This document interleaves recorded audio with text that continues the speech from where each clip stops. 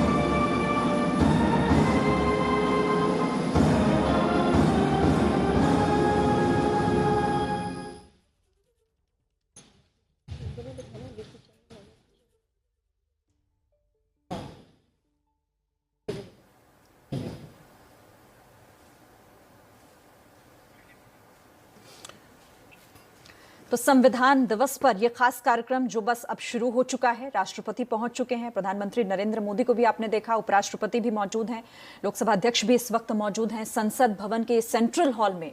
यह भव्य कार्यक्रम जिसकी शुरुआत अब हो चुकी है, राष्ट्रपति का आज अभिभाषण भी होना है और साथ ही प्रधानमंत्री भी आज कुछ अहम बातें संविधान दिवस के मौके पर कहेंगे। द्वारा संविधान को अंगीकृत, अधिनियमित और आत्मार्पित किया गया। भारत का संविधान दुनिया का सबसे बड़ा लिखित संविधान है, जिसका निर्माण 2 साल 11 महीने और 18 दिनों में हुआ। संविधान के पहले ही पृष्ठ पे लिखा है, इंडिया दैट इज भारत।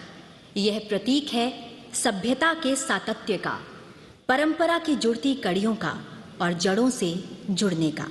और हम सभी के लिए बड़े हर्ष और गर्व की बात है कि इस वर्ष देश संविधान के अंगीकार किए जाने की 72वीं वर्षगांठ मना रहा है। और इस कार्यक्रम को शुभारंभ करने के लिए मैं अनुरोध करती हूं माननीय संसदीय कार्य मंत्री जी से कि वे स्वागत भाषण प्रस्तुत करें।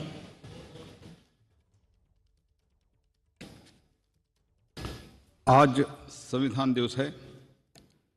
इस शुभ अवसर पर आयोजित इस कार्यक्रम में मैं महामहिम राष्ट्रपति, उपराष्ट्रपति जी, माननीय प्रधानमंत्री जी, माननीय अध्यक्ष लोकसभा, माननीय उपसभापति राज्यसभा और मेरे साथी मंत्रीगण, लोकसभा और राज्यसभा सदस्यों का, यहाँ उपस्थित और सभी गण्य नागरिक बंधुओं का और वर्चुअली जो जुड़े हैं उन सभी और भाई और बहनों का मैं हार्दिक स्वागत करता हूँ। माननीय प्रधानमंत्री नरेंद्र मोदी जी के मार्गदर्शन में 2015 से 26 नवंबर को संविधान दिवस के रूप में मनाने का निर्णय लिया गया। माननीय प्रधानमंत्री जी का संविधान लोकाचार और मूल्यों के प्रति प्रतिबद्धता को संविधान गौरव यात्रा से समझा जा सकता है।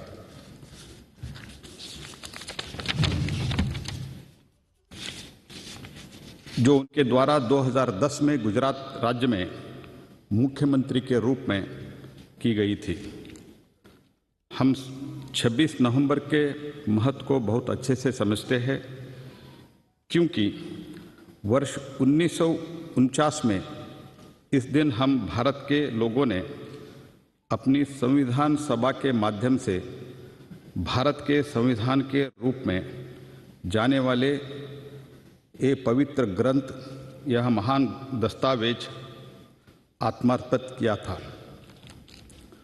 हम ये भी जानते हैं संविधान एक मूलभूत और गतिशील पवित्र ग्रंथ और दस्तावेज है जो राज्य के नीति निर्देशक सिद्धांतों की मौलिक अधिकार और सबसे महत्वपूर्ण मौलिक कर्तव्य के माध्यम से देश का शासन व्यवस्था चलाता है और जीवन के सभी क्षेत्रों में विकास के पथ पर अग्रसित करता है।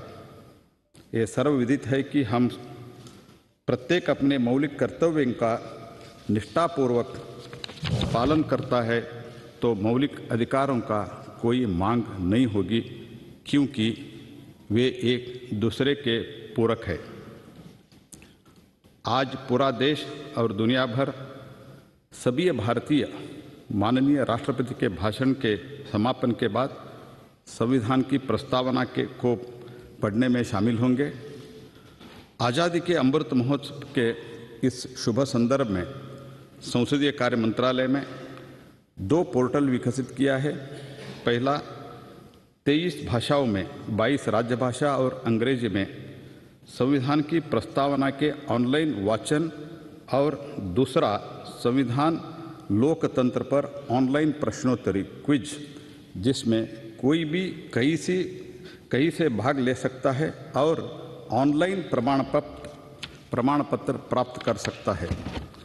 अपनी बात समाप्त करने से पहले मैं पुनः इस भव्य अवसर पर यहाँ उपस्थित सभी लोगों को, ऑनलाइन से जुड़े हुए सभी भाई और बहनों को और माननीय राष्ट्रपति जी, उपराष्ट्रपति जी, माननीय लोकसभा स्पीकर और डिप्टी चेयरमैन को स्वागत करते हुए फिर से आपको सब स्वागत करते हुए मेरा वाणी को विराम देता हूँ। धन्यवाद।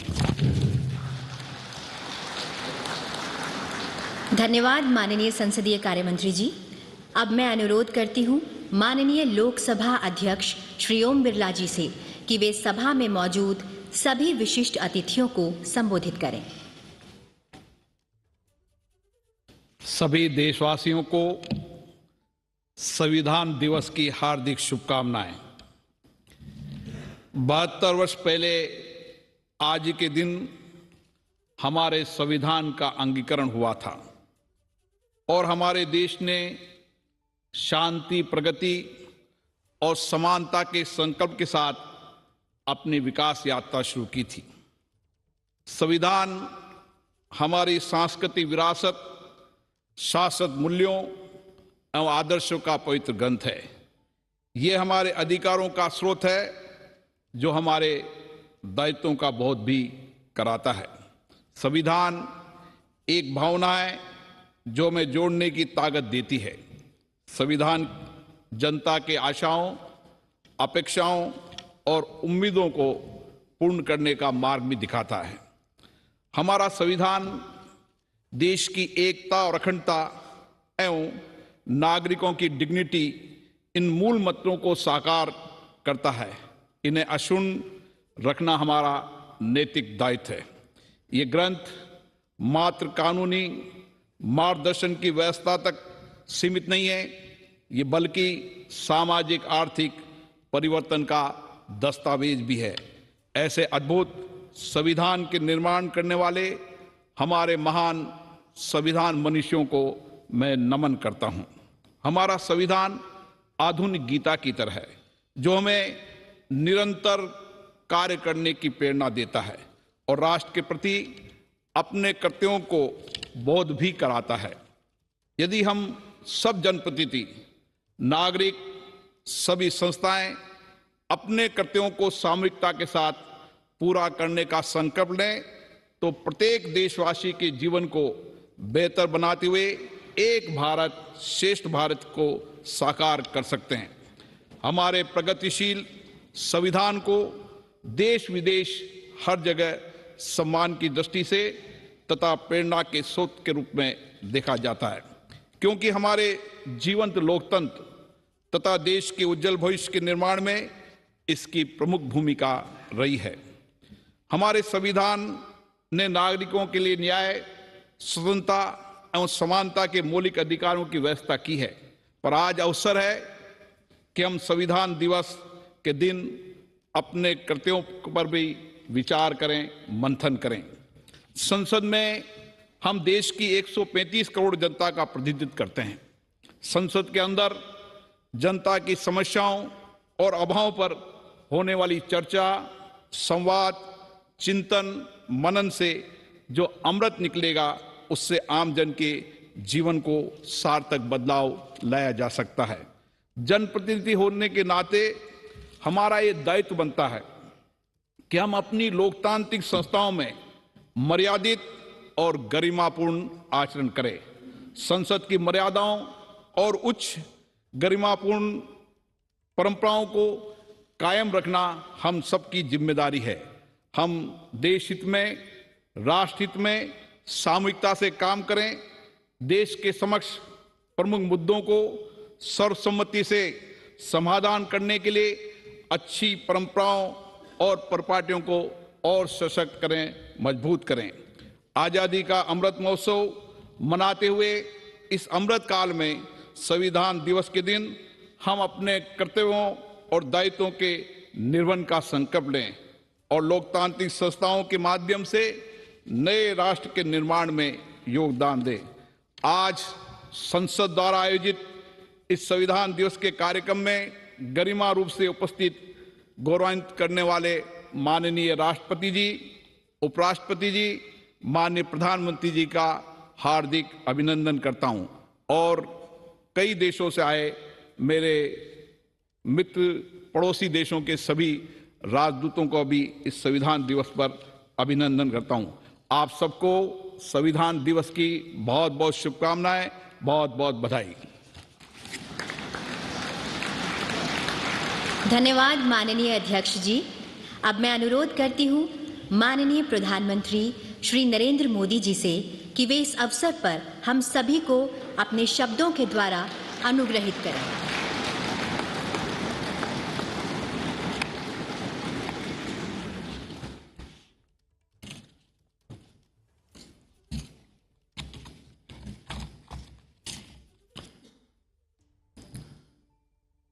आदरणीय राष्ट्रपति जी, आदरणीय उपराष्ट्रपति जी, आदरणीय स्पीकर महोदय, मंच पर विराजमान सभी वरिष्ठ महानुभाव और सदन में उपस्थित संविधान के प्रति समर्पित सभी भाइयों और बहनों, आज का दिवस बाबा साहब आम्बेडकर डॉक्टर राजेंद्र प्रसाद जैसे दूरंदेशी महानुभावों को नमन करने का है। आज का दिवस इस सदन को प्रणाम करने का है, क्योंकि इसी पवित्र जगह पर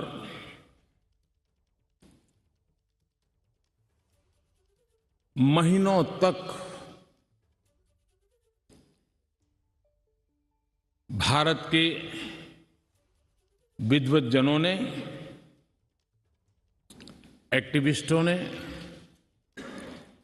देश के उज्जवल भविष्य के लिए व्यवस्थाओं को निर्धारित करने के लिए मंथन किया था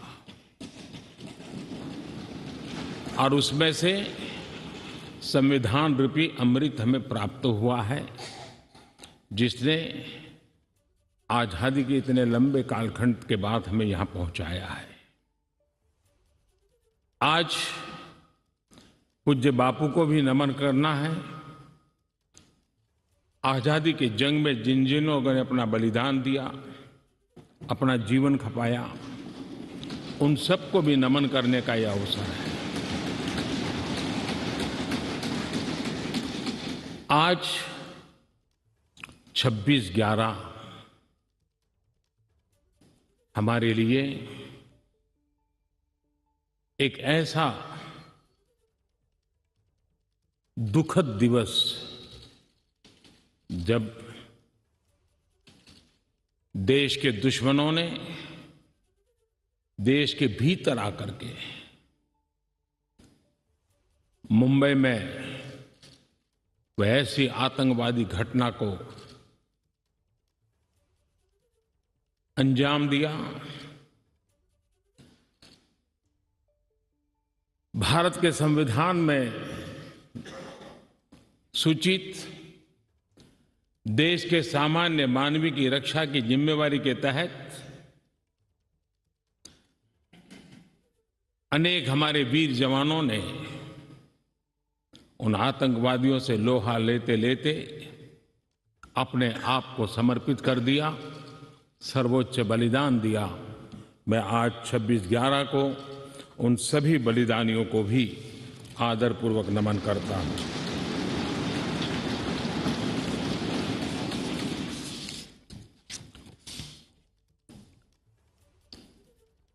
आदरणीय महानुभाव,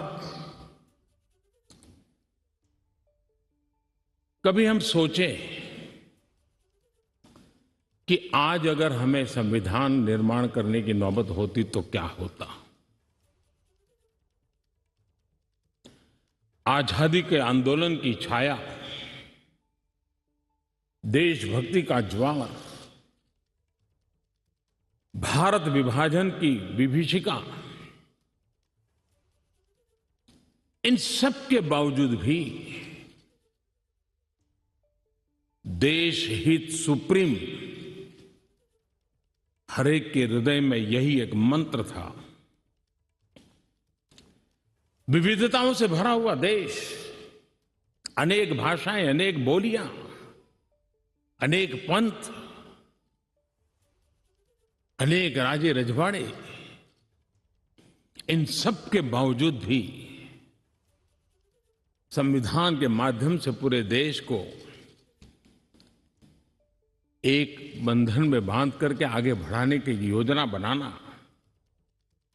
आज के संदर्भ में देखें तो पता नहीं संविधान का एक पेज भी हम पूरा कर पाते, क्योंकि नेशन फर्स्ट कालक्रम से राजनीति ने उस पर इतना प्रभाव पैदा कर दिया है कि देश हित भी कभी कभी पीछे छूट जाता है।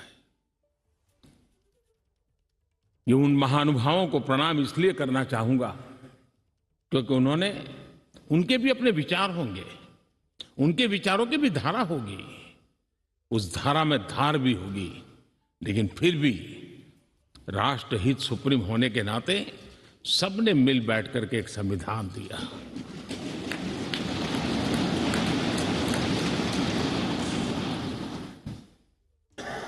साथियों, हमारा संविधान ये सिर्फ अनेक धाराओं का संग्रह नहीं है। हमारा संविधान सहस्त्रों वर्ष की भारत की महान परंपरा, अखंड धारा, उस धारा की आधुनिक अभिव्यक्ति है।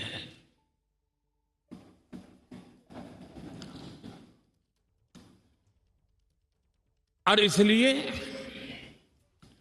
हमारे लिए लेटर एंड स्पिरिट में संविधान के प्रति समर्पण, और जब हम इस संवैधानिक व्यवस्था से जनप्रतिनिधि के रूप में ग्राम पंचायत से लेकर के संसद तक जो भी दायित्व निभाते हैं, हमें संविधान के लेटर एंड स्पिरिट को समर्पित भाव से ही हमें अपने आप को हमेशा सज्ज रखना होगा। और जब ये करते हैं तो संविधान की भावनाओं को कहां चोट पहुंच रही है, उसको भी हम नजरअंदाज नहीं कर सकते हैं। और इसलिए इस संविधान दिवस को हमें इसलिए भी मनाना चाहिए कि हम जो कुछ भी कर रहे हैं वो संविधान के प्रकाश में सही है कि गलत है, हमारा रास्ता सही है कि गलत है। हर वर्ष संविधान दिवस बना करके हमने अपने आप को मूल्यांकन करना चाहिए। अच्छा होता देश आजाद होने के बाद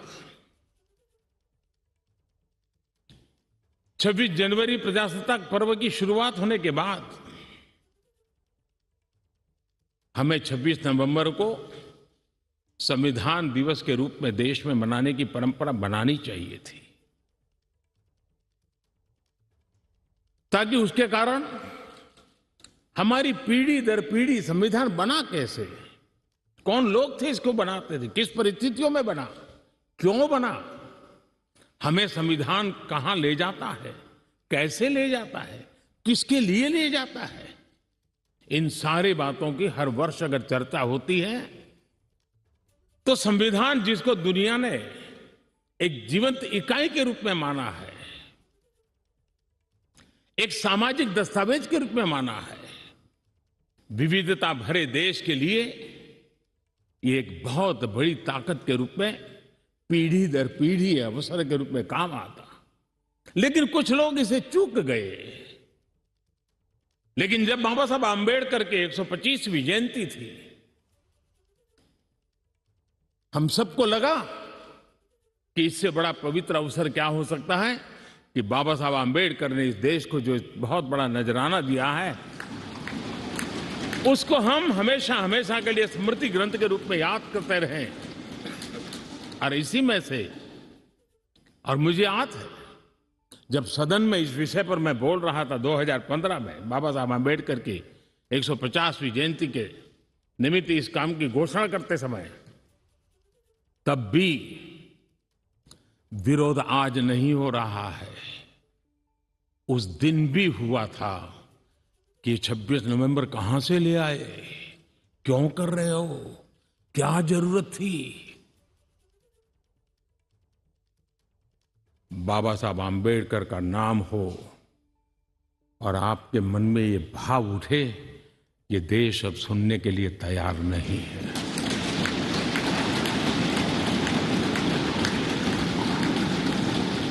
और आज अब भी बड़ा दिल रख करके खुले मन से बाबा साहब आंबेडकर जैसे मनीषियों ने देश को जो दिया है, इसका पुण्य स्मरण करने की तैयारी ना होना, ये भी एक चिंता का विषय है। साथियों, भारत एक संवैधानिक लोकतांत्रिक परंपरा है। राजनीतिक दलों का अपना एक अहम महत्व है और राजनीतिक दल भी हमारी संविधान की भावनाओं को जन जन तक पहुंचाने का एक प्रमुख माध्यम है। लेकिन संविधान की भावना को भी चोट पहुंची है। संविधान के एक एक धारा को भी चोट पहुंची है जब राजनीतिक दल अपने आप में अपना लोकतांत्रिक कैरेक्टर खो देते हैं। जो दल स्वयं लोकतांत्रिक कैरेक्टर खो चुके हो वो लोकतंत्र की रक्षा कैसे कर सकते हैं?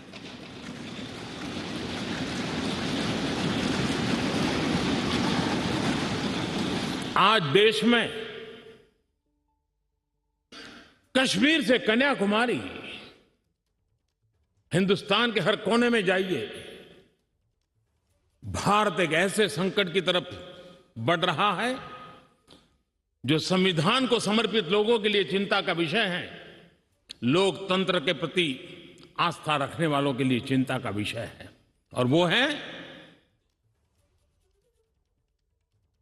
पारिवारिक पार्टियां।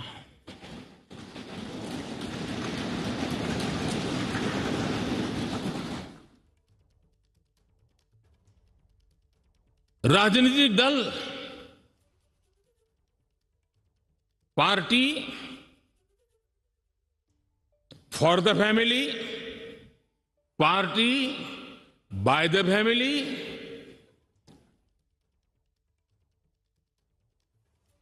अब आगे कहने की जरूरत मुझे नहीं लगती है।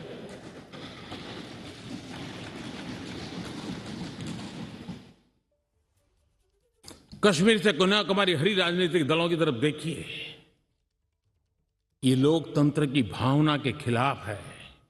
संविधान हमें जो कहता है उसके विपरीत है। और जब मैं ये कहता हूं कि पारिवारिक पार्टियां, इसका मतलब मैं ये नहीं करता हूं कि एक परिवार में से एक से अधिक लोग राजनीति में ना आए। जी नहीं, योग्यता के आधार पर जनता के आशीर्वाद से किसी परिवार से एक से अधिक लोग राजनीति में जाएं, इससे पार्टी परिवारवादी नहीं बन जाती है। लेकिन जो पार्टी पीढ़ी दर पीढ़ी एक ही परिवार चलाता रहे, पार्टी की सारी व्यवस्था परिवारों के पास रहे, वो लोकतंत्र, स्वस्थ लोकतंत्र के लिए सबसे बड़ा संकट होता है। और आज संविधान के दिवस पर संविधान में विश्वास करने वाले, संविधान को समझने वाले, संविधान को समर्पित सभी देशवासियों से मैं आग्रह करूंगा कि देश में एक जागरूकता लाने की आवश्यकता है। जापान में एक प्रयोग हुआ था। जापान में देखा गया कि कुछ ही पॉलिटिकल फैमिली ही व्यवस्था में चल रहे हैं, तो किसी ने बीड़ा उठाया था कि वो नागरिकों को तैयार करेंगे और पॉलिटिकल फैमिली के बाहर के लोग निर्णय प्रक्रिया में कैसे आए। और बड़ी सफलतापूर्वक 30-40 साल लगे, लेकिन करना पड़ा। लोकतंत्र को समृद्ध करने के लिए हमें भी हमारे देश में ऐसी चीजों की ओर जाने की आवश्यकता है, चिंता करने की आवश्यकता है, देशवासियों को जगाने की आवश्यकता है। उसी प्रकार से हमारे यहां भ्रष्टाचार, क्या हमारा संविधान भ्रष्टाचार को अनुमति देता है?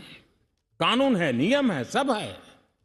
लेकिन चिंता तब होती है कि जब न्यायपालिका ने स्वयं ने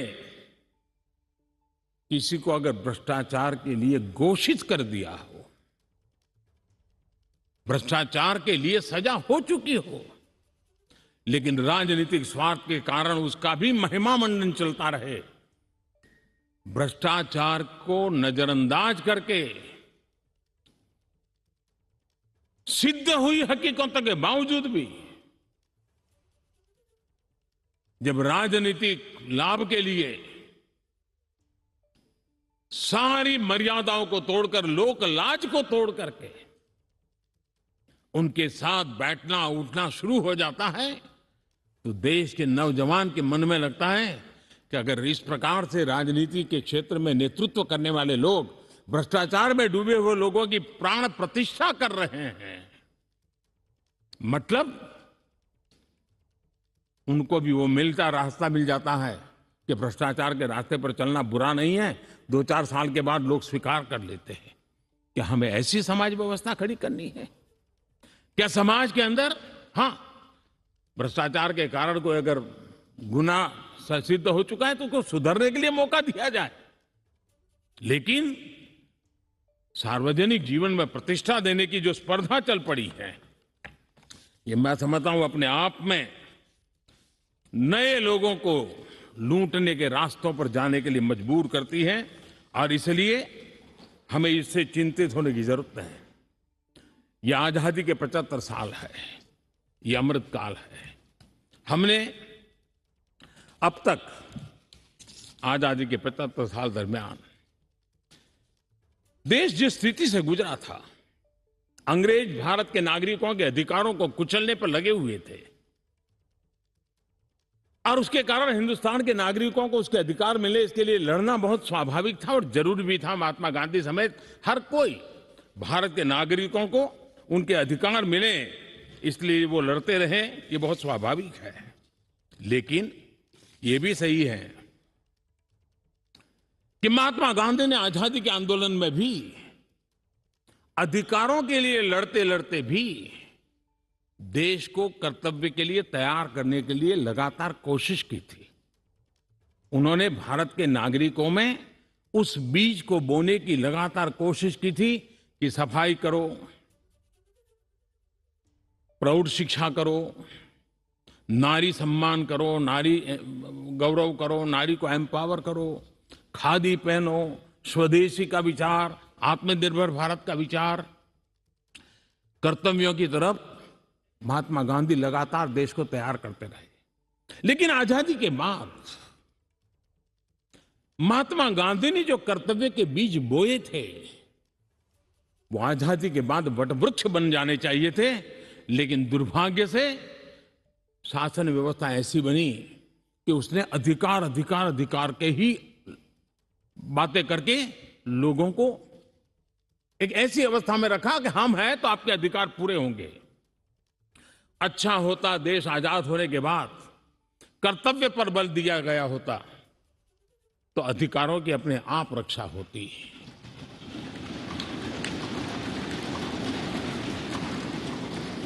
कर्तव्य से दायित्व का बोध होता है, कर्तव्य से समाज के प्रति एक जिम्मेवारी का बोध होता है। अधिकार से कभी कभी एक याचक वृत्ति पैदा होती है कि मुझे मेरा अधिकार मिलना चाहिए, यानी समाज को कुंठित रखने की कोशिश होती है। कर्तव्य के भाव से सामान्य मानवीय के जीवन में एक भाव होता है कि ये मेरा दायित्व है, मुझे इसको निभाना है, मुझे करना है। और जब मैं कर्तव्य का पालन करता हूं तो अपने आप किसी के अधिकार की रक्षा हो जाती है, किसी के अधिकार का सम्मान हो जाता है, किसी के अधिकार का गौरव हो जाता है और उसके कारण कर्तव्य भी बनते हैं और अधिकार भी चलते हैं और स्वस्थ समाज की रचना होती है। आजादी के अमृत महोत्सव में हमारे लिए बहुत आवश्यक है कि हम कर्तव्य के माध्यम से अधिकारों की रक्षा करने के रास्ते पर चल पड़े। कर्तव्य का वो पथ है जिसमें अधिकार की गारंटी है। कर्तव्य का वो पथ है जो अधिकार सम्मान के साथ दूसरे को सुपुर्द करता है, उसके हक को दे देता है। और इसलिए आज जब हम संविधान के दिवस को मना रहे हैं तब हमारे भीतर भी यही भाव निरंतर जगता रहे कि हम कर्तव्य पथ पर चलते रहें। कर्तव्य को जितनी अधिक मात्रा में निष्ठा और तपस्या के साथ हम मनाएंगे, हर किसी के अधिकारों की रक्षा होगी। और आजादी के दीवानों ने जिन सपनों को लेकर के भारत को बनाया था, उन सपनों को पूरा करने का सौभाग्य आज हम लोगों को मिला है। हम लोगों ने मिलकर के उन सपनों को पूरा करने में कोई कसर नहीं छोड़नी चाहिए। मैं फिर एक बार स्पीकर महोदय का इस महत्वपूर्ण अवसर के लिए बहुत बहुत बधाई देता हूं, अभिनंदन करता हूं। उन्होंने इस बात कार्यक्रम की रचना की। ये कार्यक्रम किसी सरकार का नहीं था, ये कार्यक्रम किसी राजनीतिक दल का नहीं था, ये कार्यक्रम किसी प्रधानमंत्री ने आयोजित नहीं किया गया था। ये सदन का गौरव होते हैं स्पीकर, सदन का ये स्थान गौरवपूर्ण होता है। स्पीकर की एक गरिमा होती है, बाबा साहब आम्बेडकर की गरिमा होती है, संविधान की अपनी एक गरिमा होती है। हम सब उन महान पुरुषों को प्रार्थना करें कि वो हमें शिक्षा दें ताकि हम हमेशा स्पीकर पद की गरिमा बनाए रखें, बाबा साहब आम्बेडकर का गौरव बनाए रखें और संविधान का गौरव बनाए रखें। इसी की अपेक्षा के साथ आप सबका बहुत बहुत धन्यवाद।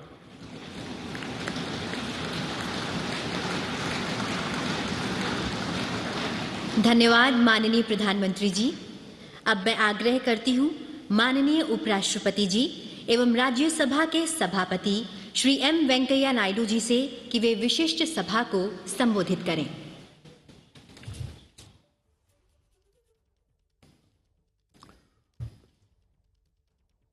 महामहिम राष्ट्रपति जी, माननीय प्रधानमंत्री जी, माननीय लोकसभा अध्यक्ष जी और माननीय संसदीय कार्य मंत्री जी और राज्यसभा में सदन का नेता, राज्यसभा का उपाध्यक्ष और आज इस महोत्सव में भाग लेने वाले सम्माननीय सदस्यगण और विदेशी राजदूतगण और अन्य महान भाव, बहनों और भाइयों, आज यहाँ एक ऐतिहासिक दिन मनाने के लिए उपस्थित है हम सब लोग।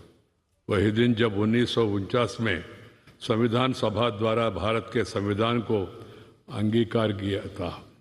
यह संविधान निर्माताओं के प्रेरणास्पद दृष्टि को याद करने और उस दृष्टि को साकार करने के लिए 72 वर्षों से जारी हमारा प्रयासों पर विचार करने का अवसर है। My dear members, brothers and sisters, today we all are assembled here to commemorate a historic day, a day when the Constitution of India was adopted by the Constituent Assembly in 1949. It's an occasion to recall the vision that inspired the constitutional makers, reflect on the continuing mission that began 72 years ago to translate that vision into action. At the outset, I pay my gratitude to the President of the Constituent Assembly, Dr. Rajendra Prasad ji, Chairman of the Drafting Committee, Dr. Baba Saheb Ambedkar ji, and the members of the Constituent Assembly for providing direction for nation building. Their overreaching framework continues to guide us in the collective endeavor of our nation to scale new heights amidst the contemporary national and international challenges. Our Constitution, in essence, is a statement of values, ideas, ideals, seeking to ensure justice, liberty, and equality for all in the true spirit of fraternity, and is a guide to peaceful democratic transformation, enabling the people to fulfill their aspirations. Our Constitution is marked by innovative borrowing from various sources and selective adoption, integrating the long-held indigenous values and Western concepts also.